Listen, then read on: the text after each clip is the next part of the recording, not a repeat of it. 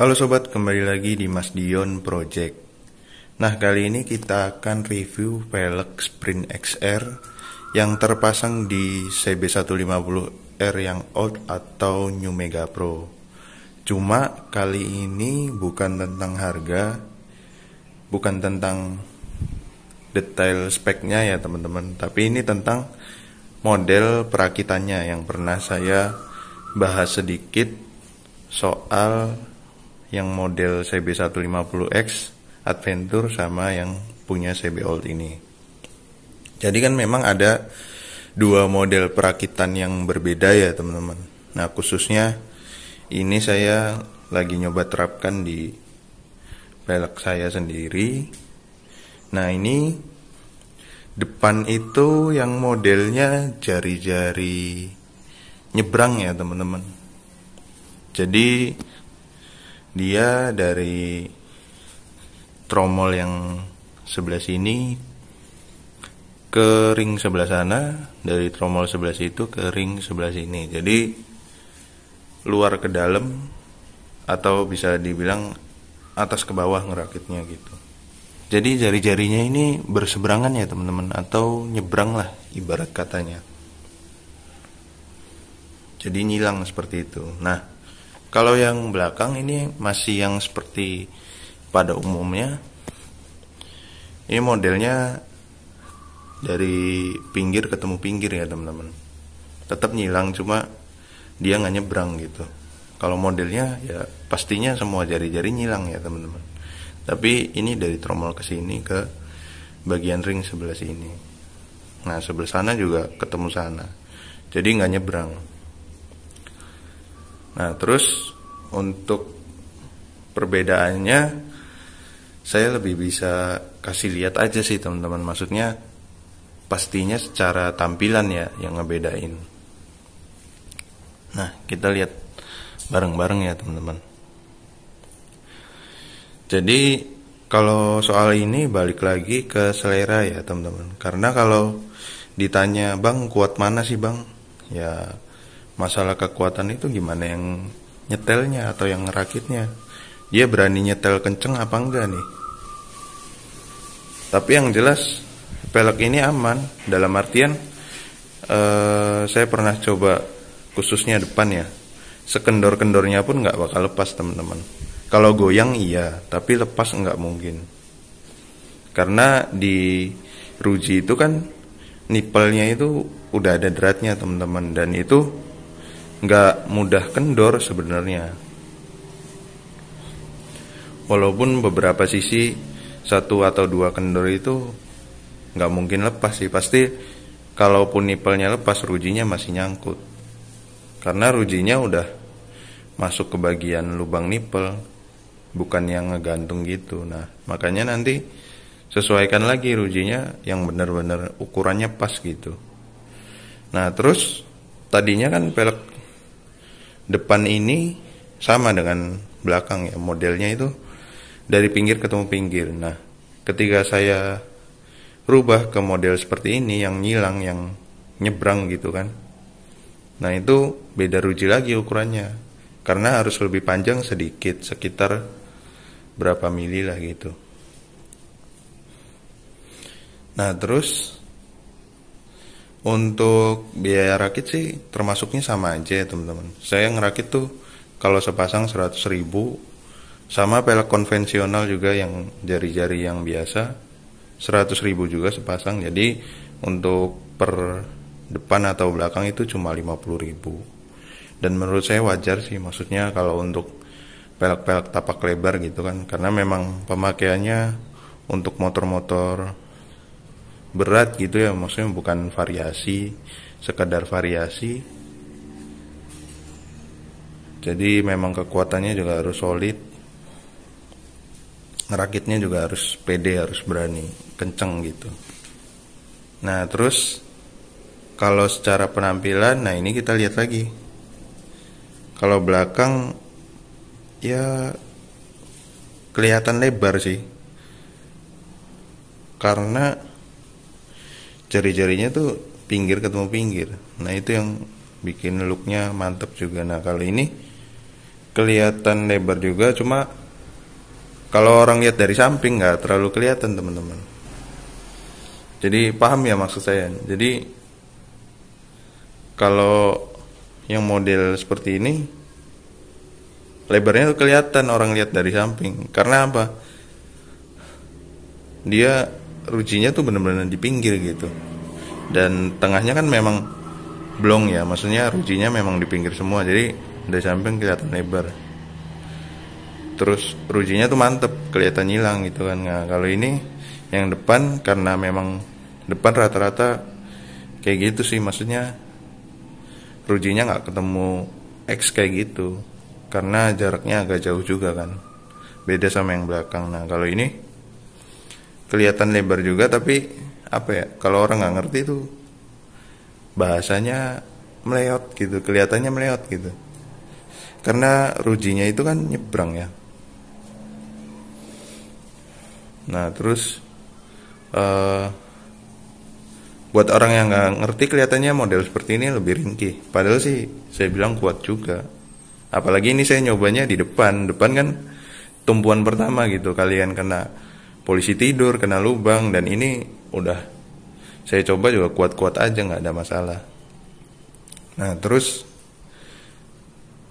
kelihatan lagi yang depan itu kayak apa ya, semacam pelek dokar gitu lah bisa disebut. Di satu sisi dia muternya memang bener kayak pelek dokar gitu, kayak pelek racing yang dokar itu yang biasa orang-orang pakai herek. Nah kalau yang belakang muternya sih keren sih, kayak model BMW beneran. Nah ini memang saya bikin kayak gini karena saya nyoba kan, penasaran. Karena BMW GS kan modelnya kayak gini, depannya nyebrang, atas bawah kanan kiri, yang belakangnya kayak gini.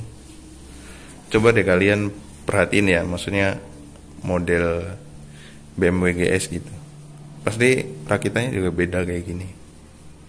Nggak ini kayak gini depan belakang, atau nggak ini kayak gini depan belakang juga.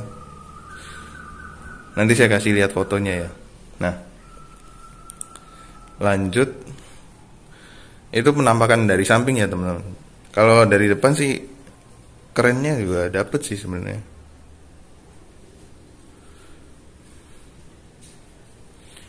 Nah jadi ini nih kelihatan lebar banget kalau dari depan, tapi kalau dari samping kelihatannya kayak meleot gitu rujinya tuh. Nah tapi kalau dari sisi yang lain mantep nih, baru kelihatan. Wih, rujinya nyebrang ya gitu kan, sampai nyilang kayak gitu kan. Pasti orang-orang nanya nih, pelek apa nih kayak gini. Jadi si tromol tuh kayak jekong gitu tuh, dan ukurannya kelihatan lebar kalau dari lihat sisi yang lain sih.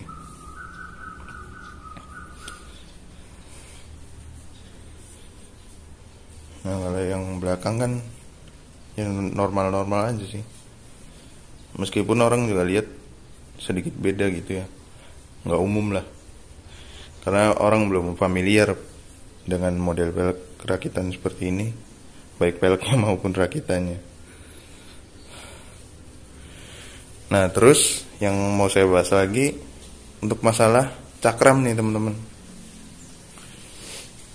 Kalau ruji kan tadi saya udah bahas ya. Jadi kalau untuk model rakitan seperti ini mau dibikin nyebrang kayak di depan, nah itu otomatis rujinya harus lebih panjang. Karena ukuran segini kan udah paten ya teman-teman. Ukurannya dari sini ke sini. Kalau ke sana otomatis lebih panjang sedikit, ya mungkin sekitar 6 milian lah. Nah terus yang mau saya bahas lagi yaitu bagian cakram teman-teman. Nah ini kan udah saya review juga sebelumnya. Ruji dengan kaliper itu sisanya sedikit kalau model yang seperti ini, karena rujinya di pinggir ketemu tromol yang paling pinggir. Apalagi yang tromolnya model seperti apa, tromol beca atau enggak tromol KLX gitu ya, yang lebih lebar. Ini kan di tengah ya, maksudnya titik senternya itu di tengah tromolnya.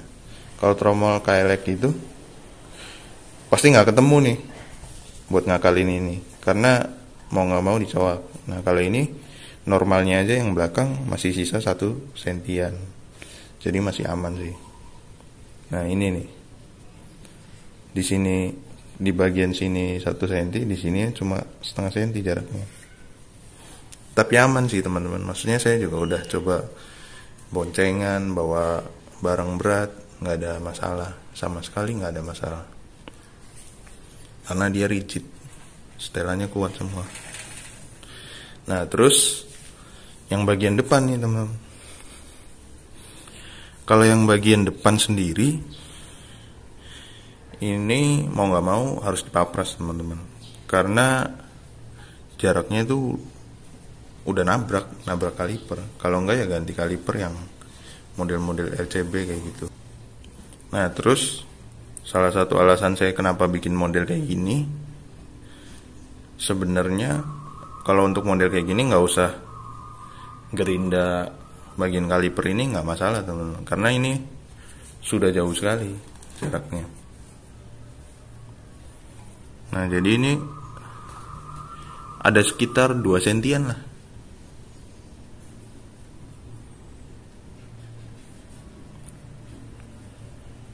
Ya jadi jaraknya ini 2 sentian setelah dipapras gitu. Karena saya sebelumnya model yang belakang ya teman-teman, model yang pinggir ketemu pinggir. Nah setelah disilang kayak gini, nyebrang rujinya, jadi sisa 2 sentian. Nah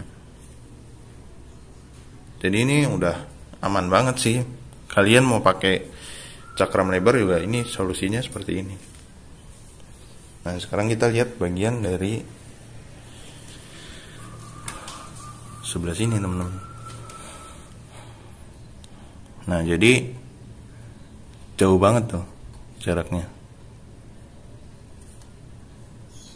Nah ini saya kenapa tega bikin kaliper di gerinda kayak gini, karena satu nggak ada masalah sih teman-teman, karena ini kan cuma bentuk ya, bentuk atau model gitu, nggak ngaruh ke mekanisme pengereman, jadi nggak ada masalah.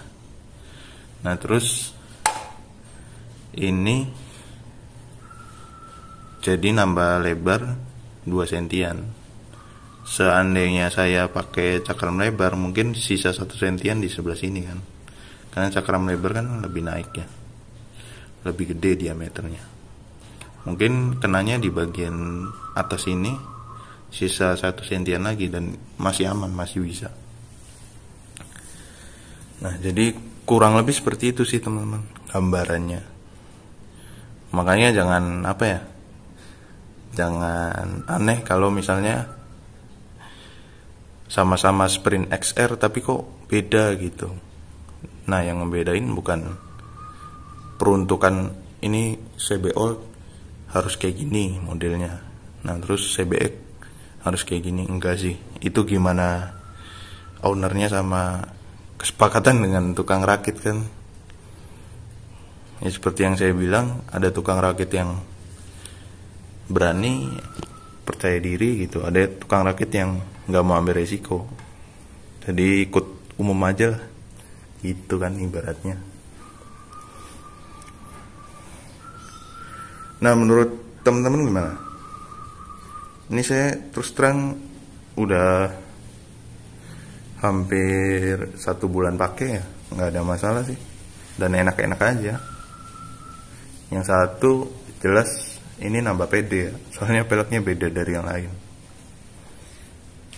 Yang kedua memang sudah dicoba, nggak ada masalah sih buat boncengan terus lewat jalan yang semi-semi off-road gitu kan, bebatuan, lubang-lubang gitu.